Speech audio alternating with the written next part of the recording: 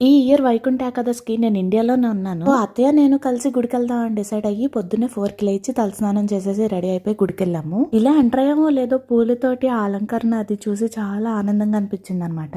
అయితే ధ్వజస్తంభం దగ్గర దీపం వెలిగించుకుని పూలు పెట్టేసి దండం పెట్టుకుందాం అని చెప్పి దీపం వెలిగించేశాను. ఇంత ఎర్లీగా వెళ్తున్నాము, ఎవరైనా ఉంటారో లేదో అనుకున్నాం కానీ మేము వెళ్లేసరికి గుడి అంతా నిండిపోయింది అనమాట జనాలతోటి. దండం పెట్టేసుకుని లోపలికి వెళ్ళగానే హారతి అవుతుంది. అందరం కలిసి ఇచ్చామన్నమాట హారతి. చాలా బాగా అనిపించింది. తర్వాత దేవుణ్ణి పల్లకిలో మోస్తూ గుడి చుట్టూ ప్రదక్షిణాలు చేస్తాను అని చెప్పారు. ఇలా ప్రదక్షిణాలు చేస్తున్నప్పుడు మనం దీపాలు పట్టుకుని దేవుడి చుట్టూ మనం కూడా తిరుగుతాం అనమాట.